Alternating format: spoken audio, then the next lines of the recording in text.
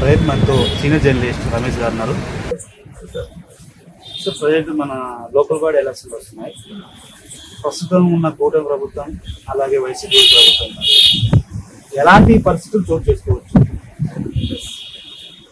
ఇప్పుడు రాష్ట్ర వ్యాప్తంగా స్థానిక సంస్థల ఎన్నికలు జరగడానికి వచ్చే సెప్టెంబర్ ఎలక్షన్లు జరిగే అవకాశాలు అయితే స్పష్టంగా కనబడుతున్నాయి.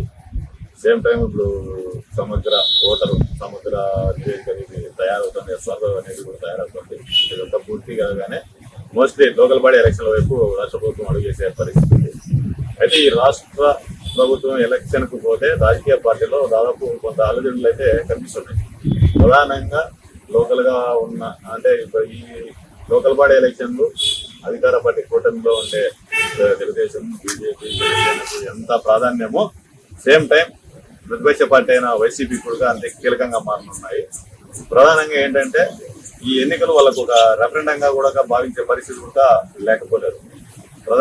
ముఖ్యంగా ఈ ఎలక్షన్ లో తెలుగుదేశం పార్టీకి అధికార పార్టీకి కొంత కత్తి మీద సాంలాగా ఉంటుంది వ్యవహారం. ఎందుకంటే వాళ్ళు మిత్రపక్షాలన్నీ ఏకం కావాలా, వాళ్ళ సీట్లు డిసైడ్ చేసుకోవాలా.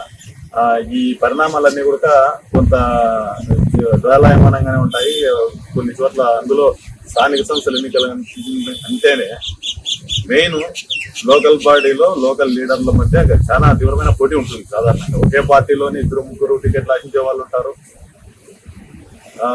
ఒకే పార్టీలోని 2-3 లీడర్లు ఉంటారు. ఇప్పుడు డివిజన్ ఫర్ ఎగ్జాంపుల్ మన అనంతపురం కార్పొరేషన్ తీసుకున్న ఉదాహరణ, మిగతా రాష్ట్రం పక్కన పెట్టి మన అనంతపురం నగర కార్పొరేషన్ తీసుకుంటే ఇప్పుడు అనంతపురం నగర కార్పొరేషన్ లో తీవ్ర పోటీ ఉంది అనుకుంటున్నా. పోటీ ఎక్కడ పోటీ ఉంటుందంటే కేవలం తెలుగుదేశం పార్టీలో నాయకుల మధ్య కూడా టికెట్ల కోసం పోటీ ఉంటుంది.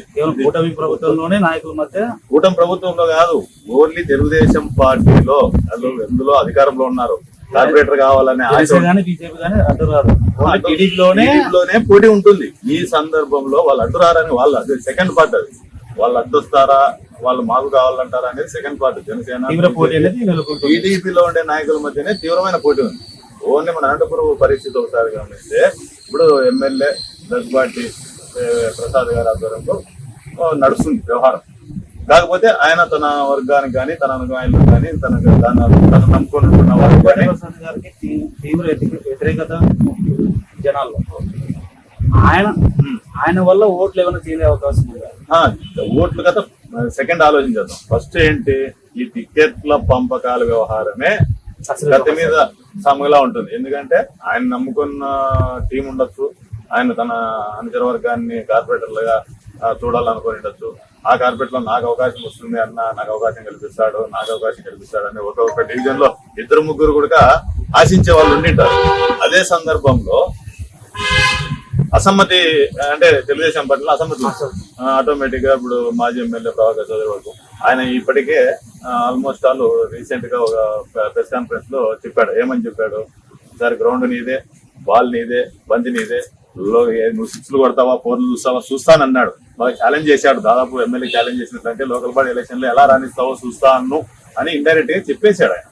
ఎవరు, మా వైకుంఠం ప్రభాకర్ చౌదరి గారు మాజీ ఎమ్మెల్యే చెప్పేశారు ఆయన.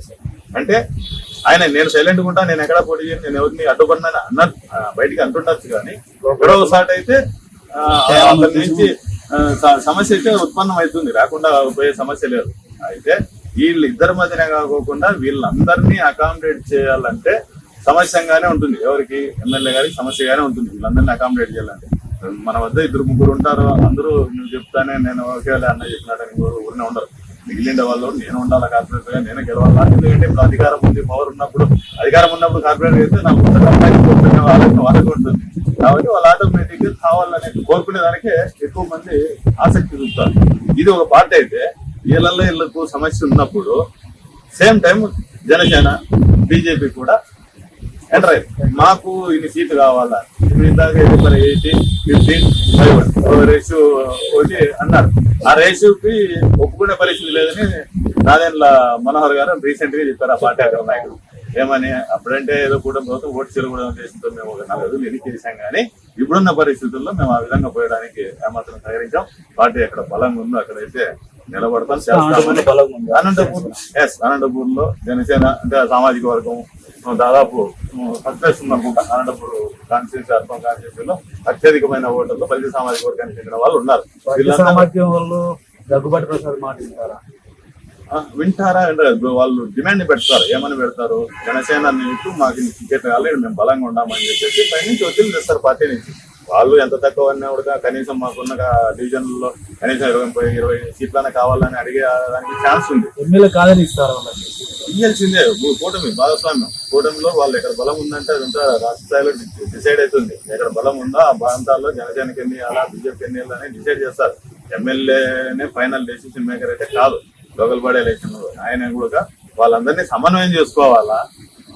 మెయిన్ ఆయనకు చాలా సమస్యాత్మకంగా మారుతుంది. మొత్తం సొంత పార్టీలో ఉండే సొంత వర్గంలో ఉండే నాయకుల్లో పోటీ పడుతున్న వాళ్ళందరినీ కోఆర్డినేట్ చేసుకుని సమన్వయం చేసుకుని వాళ్ళందరినీ సాటిస్ఫాక్షన్ చేయాలా. నెంబర్ 2 పార్టీలో ఉండే అసమ్మతాలని సాటిస్ఫాక్షన్ చేసుకోవాలా. నెంబర్ 3 జనసేన వాళ్ళకి ఎన్ని సీట్లు ఏం కదా అనేది అదొక సమస్యగా మారుతుంది. సేమ్ టైం మళ్ళీ బీజేపీ ఉంటుంది. బీజేపీ ఇవన్నీ కూడా వాళ్ళకి ఒక ఇంటర్నల్ గా చాలా అంత ఈజీగా అయితే ఉండదు. టికెట్ల పంపకమే ఒక పెద్ద సమస్యాత్మకంగా మారుతుంది. సేమ్ టైం దీని తర్వాత వైసీపీ పరిస్థితి కూడా అంత వైసీపీ అంత ఉండదు అని అనేకుండే కూడా లేదు. ఎందుకంటే వీళ్ళ మధ్య పోటీ ఉంది. వీళ్ళ తలలో వీళ్ళు దిక్కుంటున్నప్పుడు వీళ్ళు సాపు కింద నీరులో ముందుకు వచ్చే అవకాశాలు కూడా లేకపోలేదు. వీళ్ళు ఇంకొకటి వైసీపీలో ప్రముఖంలో లేరు. ఒకవేళ టికెట్లు నామినేషన్ వేసేది కూడా కాదు, దొరకరు. ఎవరు వస్తారు వచ్చినా మనకు గెలిచినా గవర్నమెంట్ లేదు కదా. ఎక్కడే గానీ ఏకగ్రీవం అనేది ఉండకూడదు. పోటీ చేయాలని జగన్ మన స్టేట్మెంట్ ఇచ్చారు. స్ట్రాంగ్ గా వాళ్ళ క్యాడర్ ని బలోపేతం చేసుకున్నాడు. ఏంటికి ఇప్పుడు లోకల్ బాడీ ఎలక్షన్ లో మాక్సిమం సీట్లలో మనము పోటీ చేయడం వల్ల పార్టీ క్యాడర్ లో ఒక ధైర్యం తీసుకురావాలనేది ఆ పరిస్థితి. ఇది ఎవరికి భారంగా మారుతుందంటే ఈ నియోజకవర్గాల్లో ఉన్న లీడర్లు వైసీపీ ఎవరైతే నియోజకవర్గ మాజీ ఎమ్మెల్యేలు ఇన్ఛార్జీలుగా ఉన్నారో వాళ్ళకి భారంగా మారుతుంది.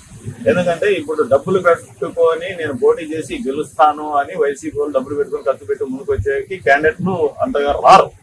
ఎందుకు రారంటే మన గవర్నమెంట్ లేదు. ఒకవేళ కార్పొరేటర్ గా గెలిచినా మనం ఆడ పొడిచేది ఏమి ఉండదు, ఏం మనకు అవకాశాలు ఉండవు. అటువంటిప్పుడు అంత లక్షలు ఖర్చు పెట్టుకొని ఎందుకు చేసుకోవాలని కార్పొరేటర్లు అనుకుంటారు. కార్పొరేటర్లుగా పోటీ చేసే వ్యక్తులు అనుకుంటారు ఎవరు వైసీపీ వర్గం నుంచి.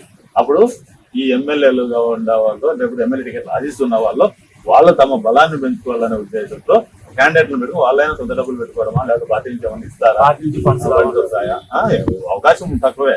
అవన్నీ క్యాటరింగ్ చేసుకోవాలి. మొత్తానికి ఈ లోకల్ బాడీ ఎలక్షన్లు అనేది ఒక కేవలం అర్బన్ మాత్రం తీసుకున్నా, అందులో నాలుగు కార్పొరేషన్ తీసుకున్నా అంత ఈజీగా అయితే ఉండదు. చాలా క్రిటికల్ గా ఉంటుంది. ఏకగ్రీవం ఉండదని చెప్పేకి లేదు. అప్పుడు ఏకగ్రీవం ఉండాలన్నప్పటికీ అక్కడ almost all Janasena, BJP, TDP అన్ని వాళ్ళకే పోటీ ఉంది. ఆడ క్లియర్ అయిపోయి వాళ్ళందరూ ఒక ఏకతాటి మీదకి వచ్చి అవతల పార్టీని ఎవరిని రానికోకుండా చేయాలని ఆలోచన వచ్చినప్పటికీ అప్పుడు ఆలోచించాలి. ఇంకొకవేళ ఇప్పుడు ఫర్ ఎగ్జాంపుల్ ఏకగ్రీవం అంటే అది వైసీపీనే లేదా టీడీపీనే అనేది కాదు. ఒక కార్పొరేషన్ ఒక డివిజన్ లో ఒక వ్యక్తి నామినేషన్ వేసినాక ఇంకో వ్యక్తి ఎవరో నామినేషన్ వేస్తారు. ఒకవేళ టీడీపీలో టికెట్ ఆశించిన రాలేదనుకో ఇంకో పార్టీ పోయే అవకాశాలు కూడా ఉంటాయి. ఇప్పుడు ఇవన్నీ కూడా ఇప్పుడు చాలా కీలకంగా మారుతాయి.